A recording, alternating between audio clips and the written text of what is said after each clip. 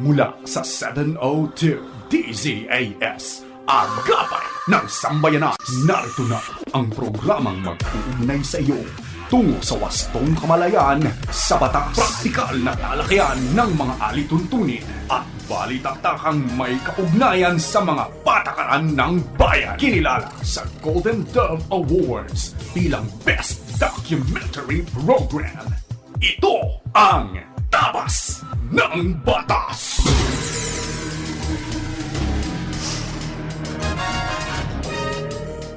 Isang magandang araw ng Sabado ng umaga sa inyong lahat na aming mga kaagapay, mga taga-subaybay, mga taga-panood at mga taga-pakinig. At siyempre po sa anumang bahagi kayo ng buong planetang Earth.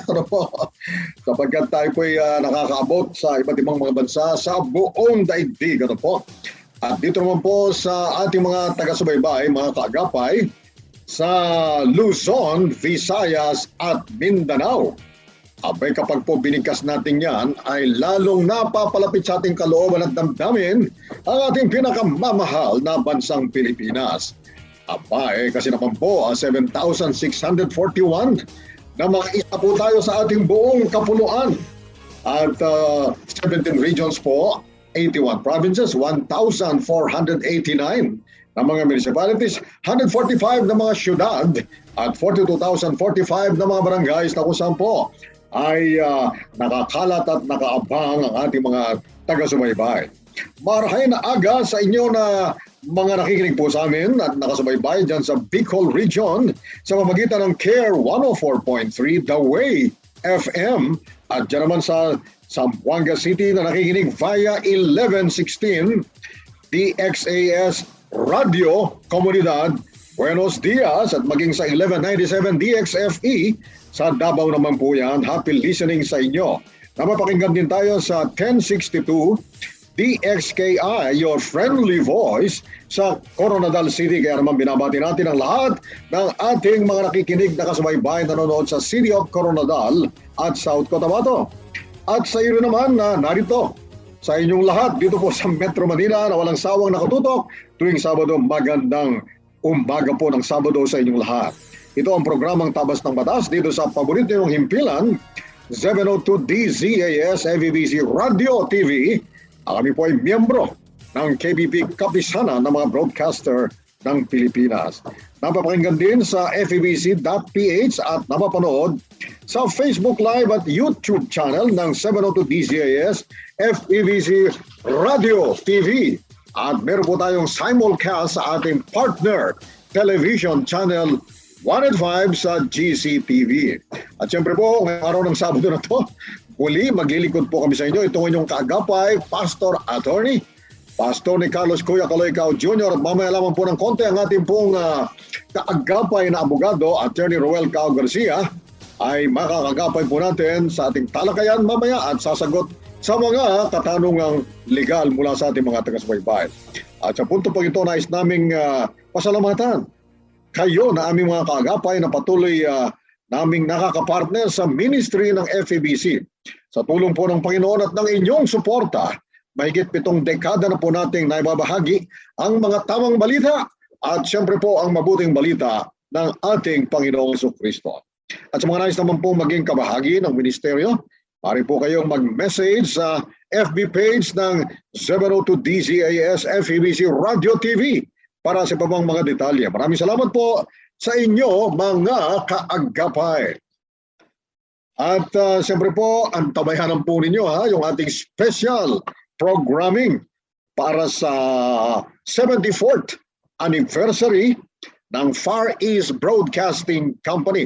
Ulitin ko po 74th anniversary mula alas 6:30 hanggang alas 4.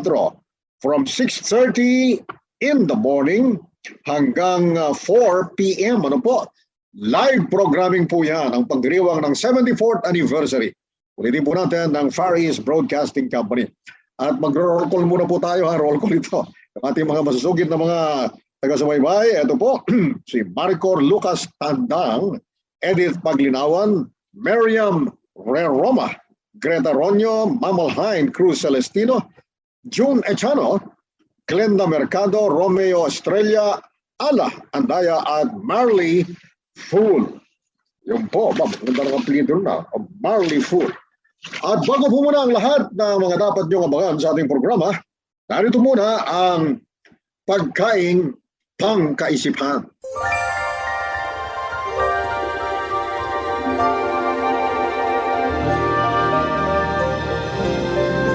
Ang ating pong pagkaing pangkaisipan ay hango mula sa Magandang Balita Biblia, sulat sa mga taga-Filipos, chapter 4, verse 19. At buhat sa hindi mauubos na kayamanan ng Diyos, ibibigay niya ang lahat ng inyong kailangan sa pamamagitan ni Kristo Jesus. Napaganda naman pong pangako nito na mula sa kayamanan ng Diyos na hindi mauubos. Siyempre po, Diyos na makapangyarihan sa lahat. Ano? Ang sabi po, pangako ng ating Panginoon, ibibigay niya ang lahat ng inyong kailangan at kailangan ko rin. Kailangan natin lahat sa pamamagitan ni Hesus Kristo. Sa English, ang ganda po niya. And my God shall supply all your needs, all our needs, according to His riches in glory through Christ Jesus.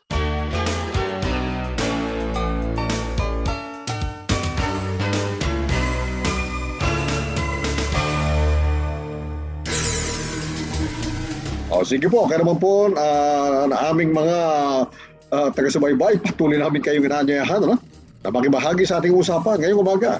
Magpadala lamang po kayo ng katanungan, komentaryo, o kaya ay mensahe sa ating Facebook page sa Tabas ng Batas, FEBC. At sa pagbabalik po ng Tabas ng Batas, tutuo na po tayo, diretso na tayo sa ating segment na Punto por Punto. Tabas ng Batas! Pakinggan ang programang Ang Tipan. Any day, anytime sa Spotify. Ang Tipan, kasaysayan ng mga Bible hero at katangi-tanging mga pinuno. Sundan yan at ang iba pang mga programa. Like and follow. 702 DZAS FEBC, Radyo TV sa Spotify. 702 DZAS FEBC Radyo TV. Radyo TV. Agapay ng Sambayanan. Paksang legal na siniksik sa mga kaalamang praktikal sa isang makabuluhang talakayan sa Punto por Punto.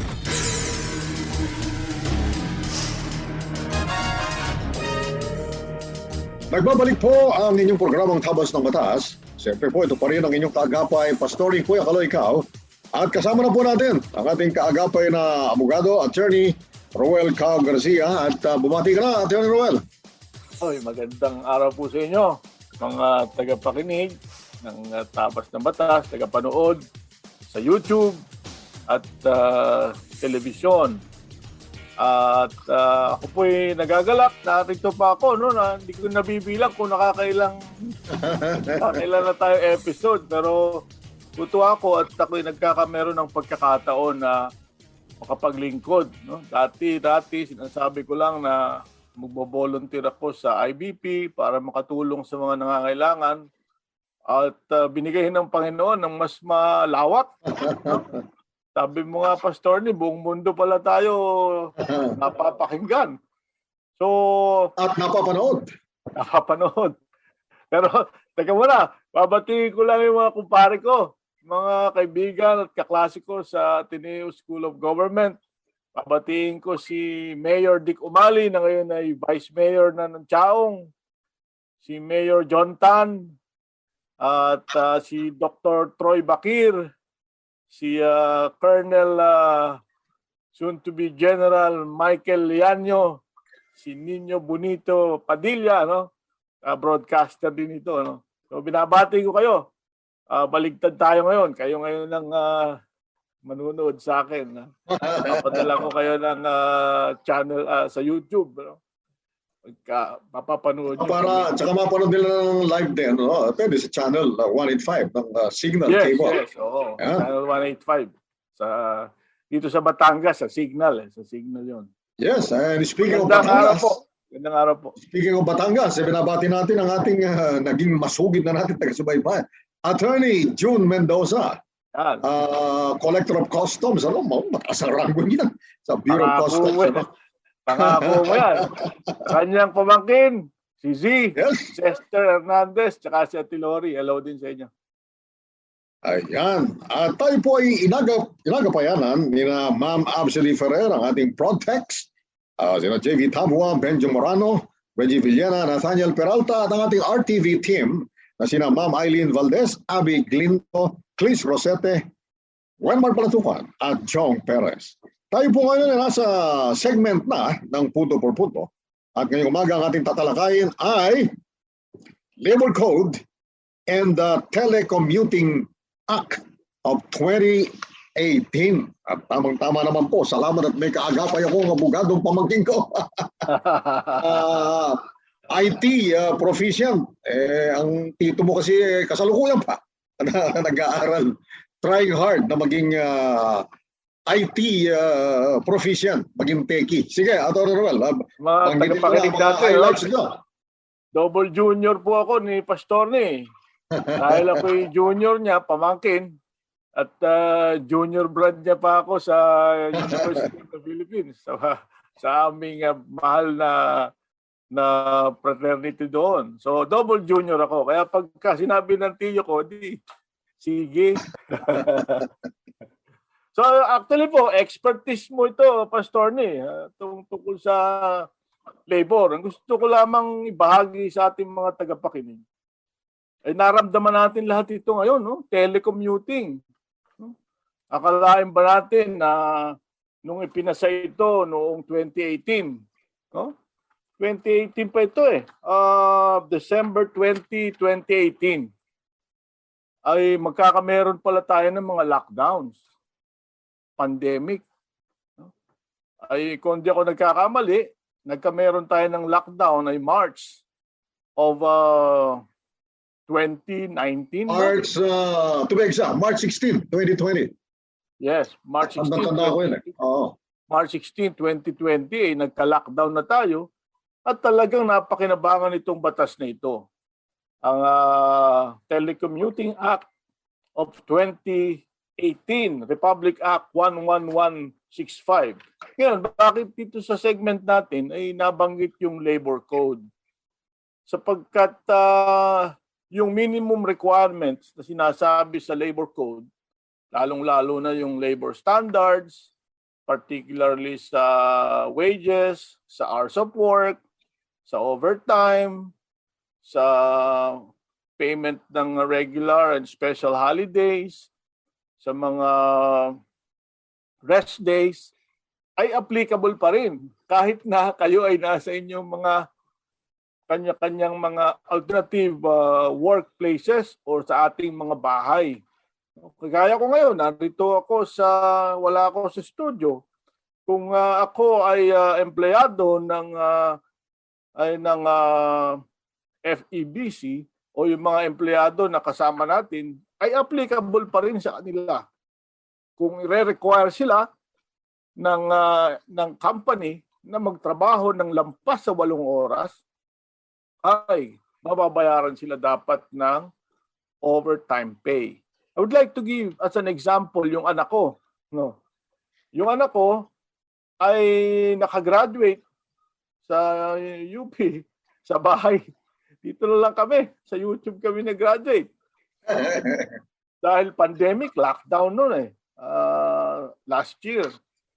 Pero nung nag-apply siya ng trabaho, ang alternative yung work arrangement. So si Marta, yung aking panganay, ay nagtatrabaho sa bahay.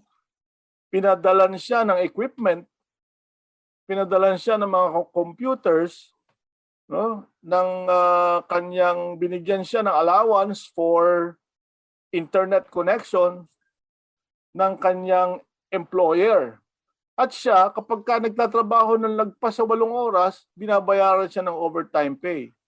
Meron din siyang training, particularly doon sa mga gagawin niya sa kanyang trabaho at the expense of the employer.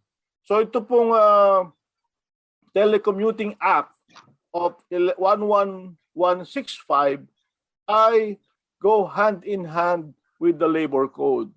hindi po ito diametrically opposed or separate sa labor code. Ngunit pagkus ito ay nakasakay sa labor code. Lahat po ng nandun sa minimum requirements ng labor code ay dapat sundin ng mga employer na gagamit nitong alternative work arrangement sa private sector.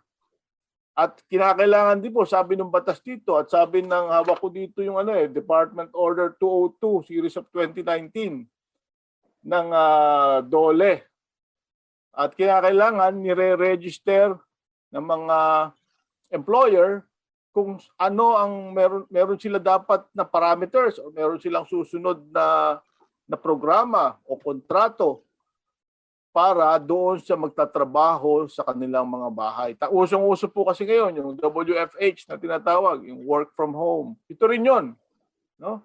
Mapakaganda nga at nung nagkameron ng ganitong mga lockdowns, ay meron pala tayong batas na mag-guide sa ating mga employer. Okay? So hindi po ibig sabihin ay nagtatrabaho tayo sa ating mga bahay or sa opisina ay hindi nasusunod yung ating employers sa minamandato ng labor code. Okay? Bagkus, dapat mas maingat sila sapagkat pag hindi sila sumunod, babiolate nila hindi lamang itong Republic Act nito, kundi pati po ang labor code. Okay po. So yun, no? Huwag tayo mag-aalala. Sabihin natin nagtatrabaho tayo sa ating mga bahay, wala nang rules na sasakop para sa ating mga employer. Hindi po. Dalawa pa. Labor Code at saka Republic Act 11165 ang Telecommuting Act of 2018. Yan. Ibig lang sabihin, Attorney Ruel, hindi ibig sabihin na kung mo sa bahay ka nagtatrabaho, you are completely or entirely on your own. May sarili kang meron kang sariling patakaran sa buhay mo dyan. Meron kung ano yung gusto mo, yun na lang ang gagawin mo. Ang maganda po rito, na ipaliwanag na Attorney Ruel, ay sakop pa rin po ng mga applicable provisions ng labor code. Halimbawa na lamang, hindi pwedeng bigyan ng terms of wages and benefits na mas mababa kaysa sa mandated ng batas. Hindi pwede sabihin mo, nasa bahay ka lang naman. Bawasan na lang natin yung sahod mo. Hindi po pwede yan. Kaya naman, nasa bahay ka lang naman. Hindi namin alam kung tumatrabaho ka dyan. Hindi po pwede na tanggalin.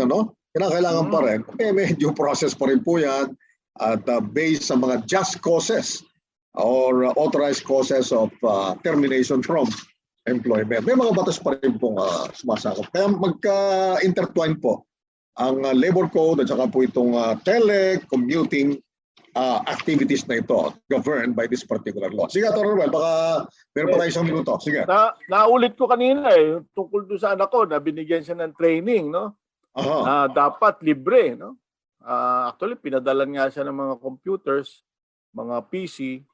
Tapos, ang nagkakameron din silang parang meeting sa mga nami-meet niya yung mga co-workers niya. Meron din silang mag-isa na lang at saka yung supervisor, hindi. Nami-meet nila yung co-workers because it is also mandated by this Telecommuting Act. No? At sinasabi, katulad sa labor code, kinakailangan meron silang opportunity to meet with colleagues. And kung gusto nila, pwede rin sila makapunta doon sa regular workplaces nila para makita yon. No? Hindi sila pwedeng i-isolate kung doon sa kanilang mga kasamahan. In fact, yung anak ko, sinasabi niya, Papa, nag-usap kami ng mga co-workers ko. So, meron silang chance na binibigyan sila to talk, albeit sa Zoom lang, no? Or sa computer lang. Ayan. As much as possible, they must still live normal lives of employees. Okay. Mamaya po sa ating pagbabalik, abangan naman ninyo ang akala at panukala segment po natin. Tutok lang po kayo mga kaagapay. Tapas ng Batas! Nais kong ipaalam na ligtas ang bakuna. Kaya magpaalam na sa maling haka-haka. Nais kong ipaalam na anumang brand, effective. Kaya magpaalam na sa paghihintay. Dahil dagdag proteksyon ang kailangan. Magpaalam na sa pangamba. Ipaalam sa iba ang halaga ng bakuna. Kapag may bakuna, COVID ay mas kaya. Ingat-angat, bakuna lahat. A message from the Kapisanan ng mga broadcaster ng Pilipinas. Ito ang 702 DZAS. 702 DZAS. Agapan ng Sambayanan. Kasapi sa KBP, Kapisanan ng mga broadcaster ng Pilipinas.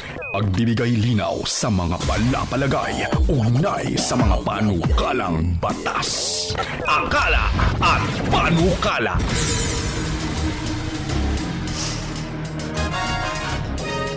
Nagbabalik po ang Tabas ng Batas at kasama niyo pa rin kaagapay ang inyong attorney, pastorny, Kuya Kaloy Cao at kaagapay natin ang ating kaagapay na abogado, Attorney Roel Cao Garcia. At narito po tayo ngayon sa ating segment na Akala at Panukala kung saan bibigyang linaw natin ang mga palapalagay na kaakibat ng mga panukalang batas. At ating pong tatalakay ngayong umaga ang House Bill 7787 o the National Minimum Wage Law. Okay, Attorney Roel, ano bang mga highlights nitong panukalang batas na ito na kinakailangang matalakay natin? Sige. Ganito po kasi, no, mga tagapakinig, tagapanood natin sa Tabas ng Batas. So, meron po tayong 15 ba na regions? Kasi parang ang 17 regions. 17. Okay, 17. Meron tayong 17 na regions. Meron din tayong 17 na productivity boards, no? Regional Regional Wages Productivity Board. Okay? Under ito ng National Wages Productivity Commission. Nabuo yan nung panahon pa ni Pangulong Cory, no? Ang tawag dyan, may batas yan yung 6727 ng Wage Rationalization Act. Okay? Tapos meron pa rin pong isang batas na Productivity Act, parang ganyan. Ang idea nito ay sinasabi dito sa batas nito dahil malalalayo yung regions, may disparity sa cost of living, kaya ginawa nilang regional ang wage increases, productivity board na ito. Ngayon, yung sitwasyon ngayon, napakinig natin sa balita, no? Nagkameron sa NCR, sa Western Visayas, makita natin, magkaiba pa rin. Para mas malaki yung inilakay sa Western Visayas, no? Pero realistic ba, sabi ng mga mambabatas natin, particularly ang Anak Pawis Party List, sila nagsusulong nitong House Bill 7787 Sinasabi nila, parang hindi na akma doon sa batas na Wage Rationalization Act. Sabi nila, parang hindi na rational ito sapagkat yung magkakatabing region, halimbawa, hindi naman ganun kalaki yung pagkakaiba ng cost of living dito sa Pilipinas. So, itong House Bill 7787 na final ng Anak Pawis Party List, ang sabi nila, i-abolish na lang yung National Wages Productivity Commission at tigilan na yung pagdedetermine ng Regional Wage Board. At gawin na lamang ang magdedetermine ng wage increase ay via legislation, via law. Okay? Ang magdedetermine nito ay, ang gusto nila ay 750 national minimum wage by virtue of law. Tapos every year, kakalibrate yan ng Pangulo. No? By virtue of this law, bibigyan ng karapatan yung presidente na mag-determine kung kinakailangan na bang itaas muli. Okay? Yan ang kanilang panukala. No? Siguro napakagandang pag-aralan mabuti ito i-distill sapagkat kung makikita mo, magkadikit lamang yung Rizal tsaka yung ibang mga probinsya, magkakaiba ng minimum wages. So, ang sabi ng House Bill na ito sa kanilang paliwanag, yung bigas nga naman daw na lahat kinakain ng Pilipino ay isa naman ang presyo eh. No, ang sabi nila parang bakit magkakaiba-iba ang wages pa bawat region eh ang bigas naman eh pareho lang ang presyo. Yan ang sinasabi nila. Tapos sasabi nila na sa tinagal-tagal na daw ng batas ng 6727, yung Rationalization Act, Wage Rationalization Act, ay 28 taon na, ilang beses pa lang nagkameron ng wage increase ang mga regional wage board. No? Kulang daw, sabi nila. Meron silang sinabi na nag-increase na yung bigas ng kung ilang daang porsyento, no? 557% simula noong 1989 sa kilo ng bigas, no? Biruin mo yun, mula sa 7 piso ang kilo pala noong 1989, ngayon ay almost 50 pesos na, 46 pesos. Sabi nila 557%. No? Ang minimum wage na itinaas naman ay kakapiranggot. No? So baka naman daw hindi na sasagutan talaga yung nire-require ng ating saligang batas na yung ating living wage, no? Na makabubuhay ng tao, makabubuhay ng pamilya, yung ating mga sweldo. Of course, as an employer myself, siyempre nakakatakot yun pag biglang 750 ang minimum wage. Mahirap po din yun. Kaya kailangan i-distill mabuti, pag-aralan, pag tumaas yung sweldo, tataas din talaga yung mga produkto siguro, no? Although I'm not really hindi ko pa masyadong naaral ito, nabasa ko lang kanina, binasa ko yung proposal ng Anak Pawis Party List. No? Napakaganda para sa mga manggagawa, ngunit kinakailangan pag-aralan pa rin natin po itong mabuti kung ito ay akma na sa panahon ngayon.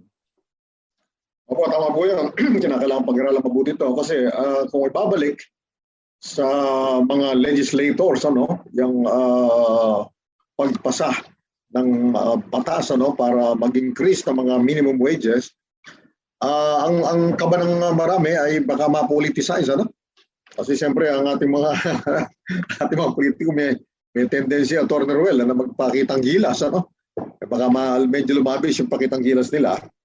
So siguro nga dapat pag-aralang mabuti ito at basta naman ang ultimate objective ay mapaboran, mabigyan ng benepisyo ang ating pong mga manggagawa, ang ating mga workers and employees.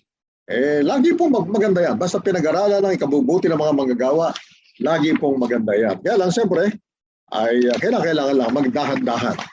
Magdahan-dahan yung ating mga policy makers at yung karapat-dapat magawa pero kinakailangan. Ang mahirap kasi sa ganyan yung unintended consequences. Di ba? Basta meron kang bagong programa, meron kang project, etc. Dapat kino-consider din yung mga unintended consequences. Maganda yung layunin, pero kuminsan may mga unintended consequences. Sige po, taabangan natin ng magiging final outcome, Ito po ang mga talakayan sa panukalang batas na ito at tsak na merong mga balitaktakan po dyan at tinaasahan po natin dyan. Sige po. May oras pa ba tayo? May oras pa ba na sabi niyo yung unintended consequences? Sige, Atty. Pwede ko bang i-share yung aking binabasang libro? Doon sa binabasa kong libro sa About Economics, noong mga panahon sa Amerika, mga panahon nila Clinton, President Clinton, talagang mas maaga pa, skyrocketing ang kanilang crime. Skyrocketing talaga, pataas ng pataas yung crime. Ngayon, merong naging kaso sa America Supreme Court, yung Roe versus Wade, yung about abortion. Ngayon, talagang sikat na sikat ulit ito ngayon. I-re-examine yun. Oo. Nancy Pelosi hindi pinapayagan magkomunyon sa California because sa stand niya sa abortion. Pero ang aking sinasabi, because of that ruling, no, tingnan mo, because of that ruling, nagkameron ngayon ng policy sa Amerika legalizing the abortion noong panahon na yon. Tapos, yung mag-skyrocket yung crime, nagulat sila, nag-dip.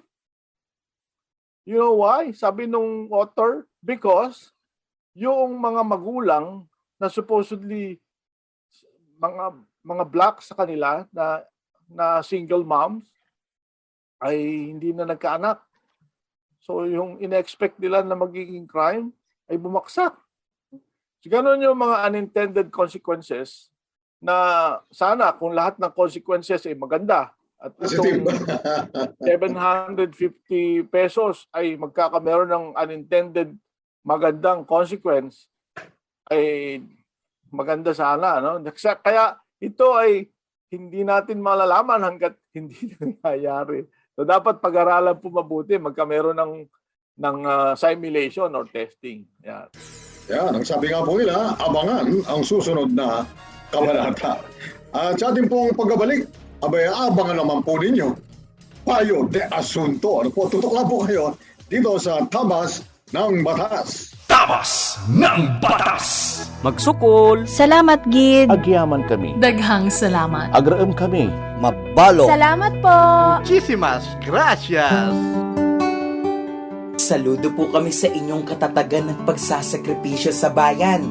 Dahil kayo po ang simbolo ng pag-asa para sa publikong umaasa sa inyong husay at galing ngayong may pandemya. Salamat po! Ang paalalang ito ay hatid ng 702 DZAS, FEBC Radio TV, Agapay ng Sambayanan. Ipinagdiriwang ang ika-73 taong anibersaryo ng pagpapahayag ng mensahe ni Hesukristo. Ito ang FEBC Philippines, umaabot sa inyo sa radyo, cable TV at sa social media. Nag-uumapaw ang pag-asa. Mga kasong bibigyang pansin at mga katanungang sasagutin, yan ang tututukan at gagabayan ng Payo de Asunto.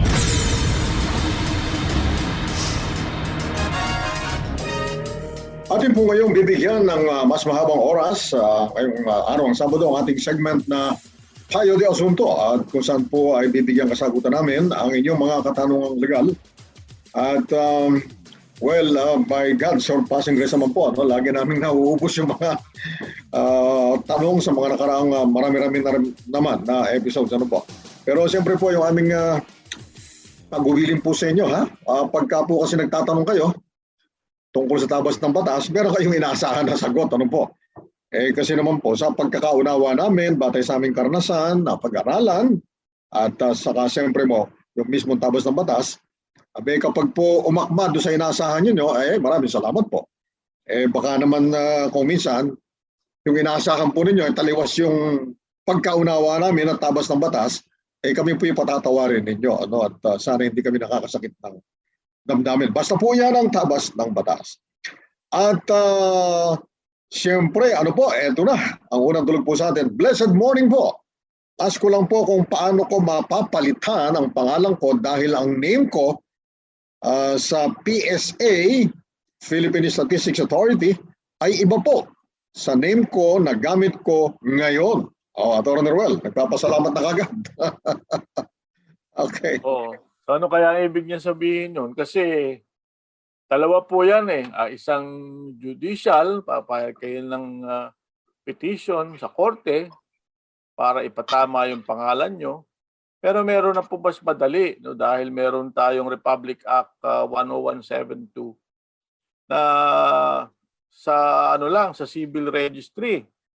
Magpapay lang tayo doon ng in affidavit form, yung verified petition. Yun kaya lang, yun yung mga clerical errors. Katulad yung sinasabi nyo, pangalan nyo, ano kaya ang mali doon sa pangalan nyo? Nabaligtad lamang kaya o merong patently nagkamali lang sa pagkopya, pwede po 'yon, no? Magfa-file lang kayo punta kayo sa anong sabi niyo? Ano po ang anong sa tanong papalitan dahil mapapalitan ng pangalan niya dahil ang name niya sa Philippine Statistics Authority sa census ay iba sa name niya na gamit ngayon. Ayan. Marami na po ako natulungan dito na nire-refer ko lamang sila doon sa aming city civil registrar or kung sa munisipyo kayo, sa municipal civil registrar, meron po sila ron checklist. Pag nakita nila na nagkamali lang sa pagkopya, sa pagsulat, ang inyong pangalan, ay ipapakorek ninyo doon lamang, no? May mga pwede kayong i-submit, kagaya ng school records, kung ano talaga ang ginagamit yung pangalan. Tapos, yung pag na-correct na yun dito sa inyong local civil registry, ayun yung ipapatama nila yun doon sa Philippine Statistics Authority. No? Doon po, ganun po ang pagpapatama ng maling pangalan kung pasok po doon sa batas na sinabi ko kanina. Kung yun ay hindi sa korte, no? Civil registrar lamang. Tingnan po ninyo, subukan ninyo pumunta doon, pakita ninyo yung inyong birth certificate, pakita ninyo yung ginagamit ninyo, at tingnan ninyo kung papasok doon sa checklist na meron sila. Yan. Okay. Ito po, sumunod na dulog. Ano po ba ang mga binabayarang taxes sa pagbibenta ng lupa at magkano o ilang percent? Sige, Atty. Well, pairalin mo uli yung pagiging license real estate broker mo. Okay. O, natutunan ko yan doon eh. Pagka binebenta mo ay ikaw ay nagbenta ka lamang ng iyong sariling lupa, no? Ang babayaran mo ay capital gains tax, ordinary asset, documentary stamp tax, tsaka local tax or transfer tax. Capital gains tax, ikaw ang nagbabayad no, kung ikaw ang nagbenta, 6% po yon. Yung documentary stamp tax, ang tanda ko ay 15 pesos kada 1,000 piso. Parang gano'n ang rate noon. Tapos yung local tax or transfer tax ay mula 0.5% hanggang 0.75%. Based po yun sa pinagbebenta ninyong lupa o napagbenta ang lupa. Ngayon, kung ang nagbebenta ng lupa ay negosyo nila yon, developer, nagbebenta ng lupa in the ordinary course of business, nagbabayad po yun ng VAT. Yan. Yun po ang binabayad. Okay. We're hoping na guided po kayo doon sa paliwanag na yun. Ang dulog po ang sumunod sa atin. Good morning po. Hindi na transfer sa pangalan ng babae ang lupa ng kanyang asawa bago namatay. Isa ang anak nila pero may 3 anak sa una pero hindi kasal. Kailangan po bang pumirma ang 3 illegitimate children pag ibinenta ang nasabing lupa? Sige, Atty. Roel. Legitimate? Sa anak nila pero may 3 anak sa una. Sabihin, di kasal. Di kasal dun sa una. Nakusali, meron siyang 3 anak. So yung titulo ay nakapangalan lamang dun sa lalaki. No, kung ganun nga, adi heirs niya lahat yun eh. No? So heirs niya lahat, yung asawa, yung 3 anak, kahit illegitimate, at saka yung isang anak na dun sa kasal. No? So tanong po ay yes po ang sagot doon. Hindi po nila pwedeng i-chapera yung mga iba sapagkat kung yun heirs niya, di meron siya po karapatan doon sa lupa na ipagbibili. Okay. Ang sumunod po ay anong dapat gawin kung sobrang tubo kada linggo ang ipinapataw ng inutangan mo? Medyo matindi-tindi to. Kada linggo ang tubo. Atty. Roel. Kasi po ngayon wala na po yung usury law eh. Wala na pong ceiling ngayon eh. Mhm. No? Wala na pong ceiling. Sinasabi lang po nung Republic Act 9474, yung Truth in Lending Act, saka yung Consumer Act, sinasabi lang doon, pagka mayroong mga nagpapautang, yung mga lending businesses, sinasabi lang doon, dapat naiintindihan lamang nung umuutang yung kanilang pinapasukan. At napag-uusapan nila. No? Napag-uusapan nila. Ngayon, kung talagang sobra-sobra na, adi dapat pag-usapan muna ninyo. Huwag kayo papayag doon sa sobra-sobrang inutangan o interest ng utang. Kasi ang presumption dito ay pumapayag kayo. Meron kayong kasunduan, meron kayong kontrata. Yun po. Yun lamang ang pwede kung sila ay nasa lending business, idulog nyo sa SEC. Yan ang nakakasakop dyan eh. Isabihin nyo sa kanila, ireklamo nyo sila doon. At kung makikita nila na mayroong binabiolate sa Truth in Lending Act, hindi mananagot sila. Yan po, yung unang banggit kagad kanina ni Atty. Ruel ay totoo po yan, na wala na kasi yung usury law. Yung naglalagyan ng ceiling nga po, beyond that, tinuturing na usurious interest. Ibig sabihin na ang usurious talaga sobra-sobra naman. Kamukha nito, mukhang sobra-sobra naman ito. Kaya lang, kung wala na nga pong ceiling, nasa na po. Siyempre, it takes two to tango. Kontrata po yan. Umutang kayo, may nagpautang sa inyo. Dapat may pagkakaintindihan po kayo dyan. Okay, ang sumunod po ay magandang umaga po. Ano po ang magandang gawin sa agency na imbes na 8 hours po ang trabaho, nagiging 9 hours, pero hindi naman po binabayaran yung isang oras? Sige, Atty. Ruel. Parang na-discuss natin ito last week, yung single entry sa DOLE. Dahil ito'y violation ng labor standards law, pwede niyo po doon reklamo. Singilin ninyo yung overtime. Dapat sila magbayad ng excess doon sa 8 hours. No? Napag-usapan natin kanina doon sa Telecommuting Act. Kahit na nasa bahay kayo, nagte-telecommute kayo or nagwo-work from home kayo, lumalampas sa 8 hours, dapat ay authorized pa rin yung pagtatrabaho nyo. No? Yung pagtatrabaho nyo ay bayaran ng isa pang oras. Kaya anong dapat gawin? Anong magandang gawin sa agency? Una muna, mag-demand kayo. Tapos, tumawag kayo sa DOLE, sa inyong regional office na DOLE, at mag-file kayo doon. Meron silang form na sinabi natin last week doon sa single entry, yung SENA, no? Mag-fill up kayo ng form doon at nang magpaliwanagin sila.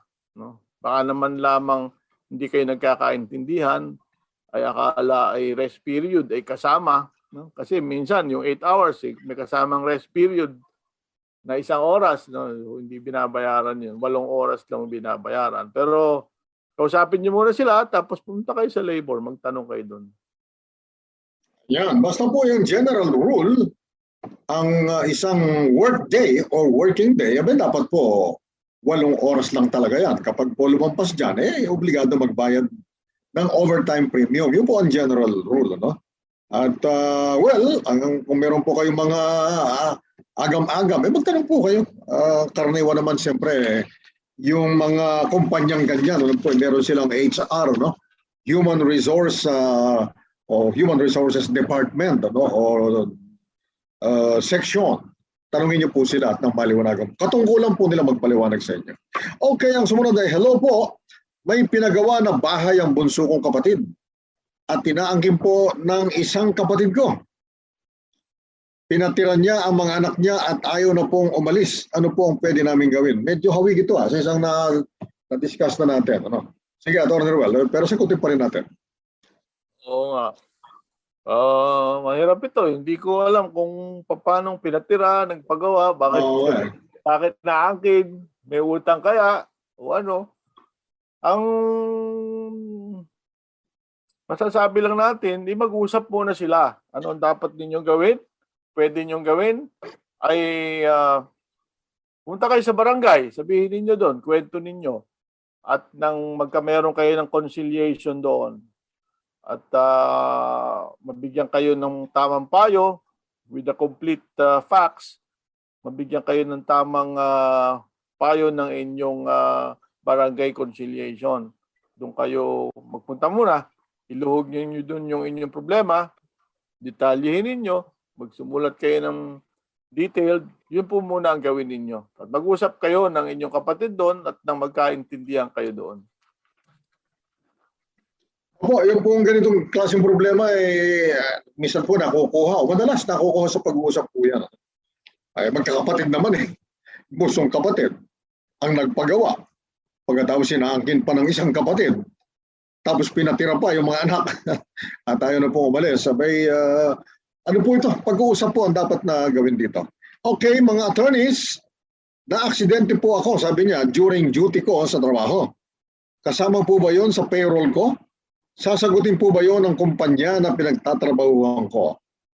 Hindi naman exactly ito, Atty. Rol, pero kahawig nito yung isang napasadahan natin sa mga previous episodes natin. Yes, yes. So, it's worth reiterating what we already explained before. Sige, Atty. Rol.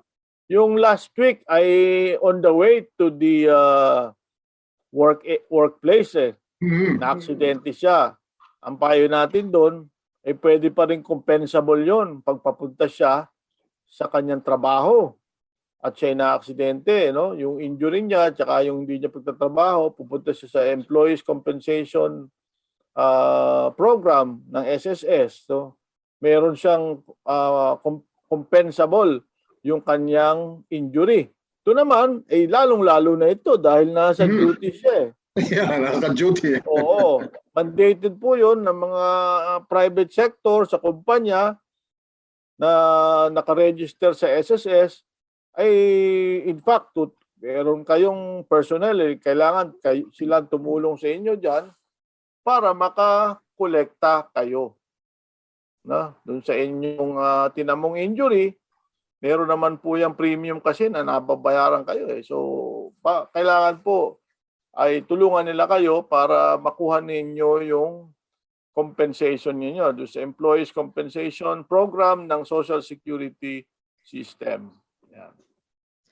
Meron pong dalawang very interesting phrases, yung bang parang pangungusap, patungkol sa description ng paggawa ng trabaho. Ang isa po ay, ang sabi ay, arising out of.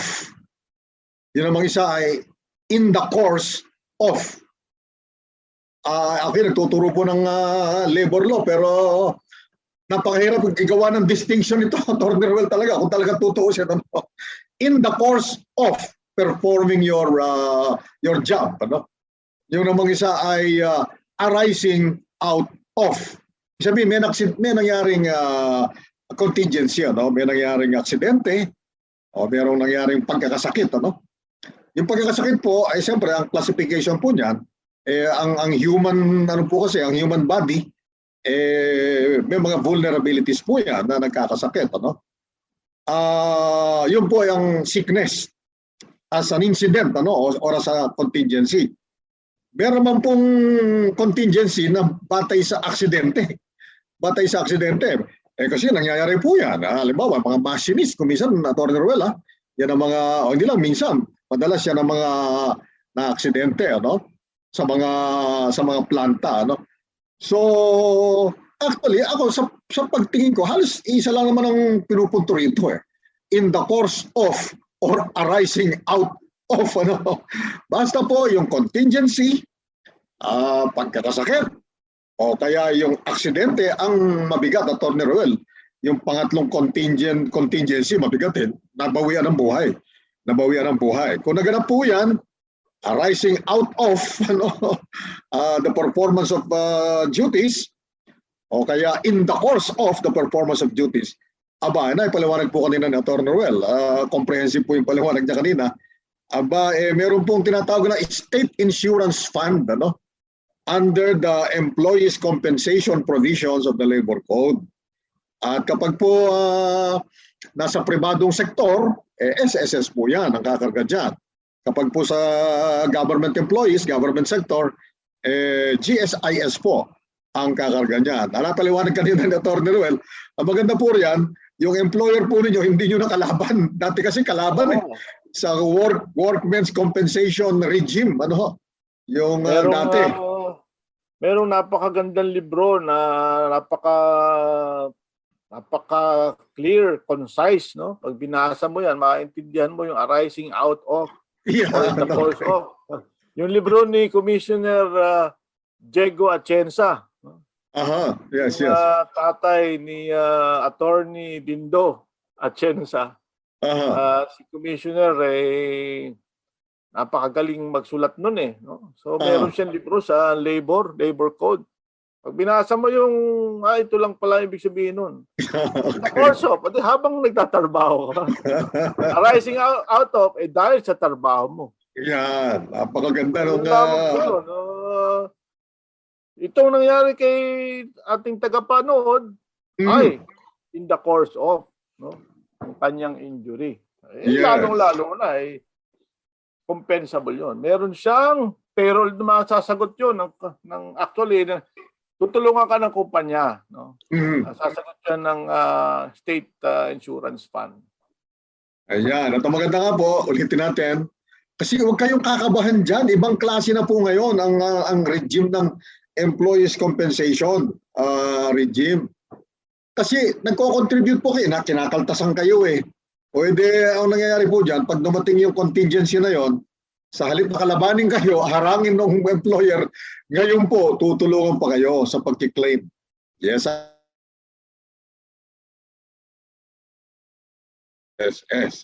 Ito, makaka-boundary tayo, Atty. Ruel.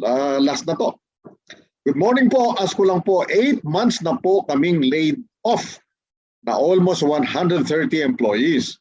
Pinangakuan kami na babayaran ng separation pay at 13th month pero hindi po binigay. Sarado na po ang agency namin. Mahahabol pa po ba namin sila? Salamat po. Sige, Atty. Ruel. Meron ko nang dating naipaliwanag na hawig dito, although different set of facts ito. Different set of circumstances. So kaya yung agency nila, yun din yung employer nila. Kasi kung nagsarado na yung agency, ibig sabihin, authorized causes. Isa sa authorized cause ang closure, di ba? Pagka authorized cause ang pagkaka-separate, hindi, meron talagang separation pay. Tsaka yung back pay na 13-month pay, dapat ibinibigay yun. Nasa labor code po yun. Kalahating buwan o isang buwan, depende. Pwede nyo makuha. So, yung tanong kung mahahabol, dahil nasa tamang-tamas ng batas dahil kung nagsara, na-separate, di pasok pa kasi sa money claims, pwede pa rin dito dun sa single entry. No? Nakaka-collecta dun marami ako nakikita sa news account na nakaka-collecta dun yung mga employees. No? So, subukan nyo rin po doon na meron akong sinabi last time na meron silang form lang na pipilapan doon sa kanilang SEAD, yung desk. Pumunta po kayo doon at nang maintindihan kung paano nila kayo matutulungan. Kasi sila mismo sa DOLE, sila mismo ay tutulungan yung mga employees. Lalong-lalo nito, medyo madami ito, 130 employees. Yan, at ang siguro maidagdag natin po dyan, meron pong distinction kasi, nabanggit na ni Atty. Ruel kanina po yan, merong distinction. Kung yung pong retrenchment na yan, yung pagka po sinabing retrenchment, ibig lang po sabihin niya, nililay off, as an authorized cause po, to prevent losses, to prevent further business losses, talaga pong obligado na magbayad po ng separation pay. Ang banggit nga po ni Atty. Ruel kanina, isang buwan o kaya 1/2 month for every year of service. Pero ngayon po, merong mga decision sa ating Korte Suprema, nilinaw na po ito. Kasi kung ang sinara lamang isang bahagi ng operation, isang department, isang division, etc., pasok pa po yan dyan sa retrenchment na entitled sa separation pay. Pero ito, matagal po itong binigyang pansin ng Korte Suprema. Matagal po bago naging klarong-klaro ang desisyon ng Korte Suprema rito. Ngayon po, ito na po ang current state of jurisprudence. Ano po? Patungkol dito. Kapag daw po totally sinara na, hindi na nag-operate. Maliban lamang, kamukha na ang panggit na Torre Wagan, kung to circumvent the law lang ang ginawa. No? Yung pala, hindi naman saradong-sarado, may ibang mukha yung kumpanya, may bubusisiin po yan. Ano? Pero kung talaga nagsara na po, ay hindi na raw obligado magbayad ng separation pay, sabi po ng Korte Suprema. Pero meron po yung Bangko Filipino case yan.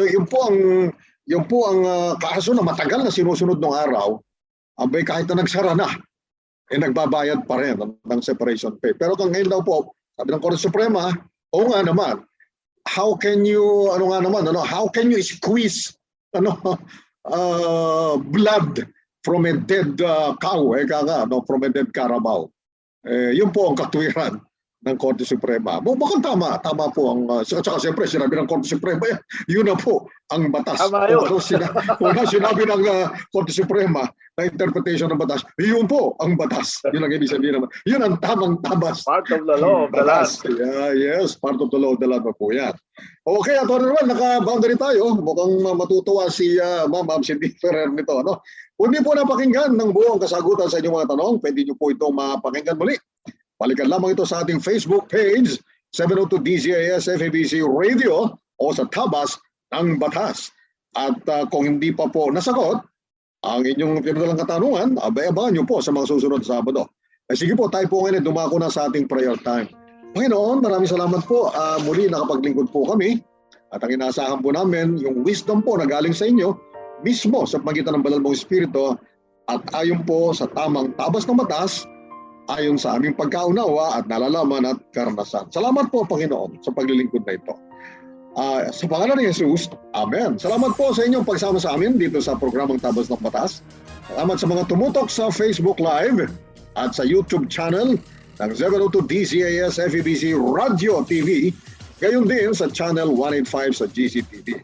At salamat po sa tulong ni na Ma'am Absedy Ferrer, ang ating ProdText, at sina JV Tabua, Benjo Morano, Reggie Villena, Nathaniel Peralta at RTV team na sina Ma'am Aileen Valdez, Abby Glindo, Chris Rosete, Wenmark Balatukan at Jong Perez. At siyempre po, yung mga kasama natin sa Bukawe Transmitter Site. Hindi po kami aandar kapag hindi po talaga naman napakasipag po dyan. Bukawe Transmitter Site. Kami po ang inyong kakampi sa batas tuwing Sabado ng umaga. Ako po ang inyong pastor ni Kuya Kaloy-Cao. Muli po nagpapasalamat tayo kay Attorney Roel Cao Garcia. Ang ganda ng background mo diyan sa Zoom ngayon, Attorney Roel. Parang ka nasa Europe. Magaya ko lang yung ganda ng kurbata mo, pastor. Maraming salamat po sa inyong pagsama sa ating programa. At sa susunod na Sabado, abangan ang tambalang Attorney Chona Cruz Gonzalez at Secretary Jeremiah Belhica, ang inyong bagong makakasama dito sa Tabas ng Batas. Naganyay po kami makinig po kayong muli sa ating programa sa susunod na Sabado sa parehong oras at laging tandaan, kung uunawain at susundin, Atty. Roel, kakampi mo ang batas. Nais po namin makarinig mula sa inyo para sa mga kuro-kuro, mungkahi o mga bagay na nais ibahagi sa palatuntunang iyong napakinggan. Sumulat lamang sa 702 DZAS, Agapay ng Sambayanan, 1 Corporate Center, 46th floor, Doña Julia Vargas Avenue, corner Meralco Avenue, Ortigas Center, 1605, Pasig City. O mag-email sa dzas info@febc.ph.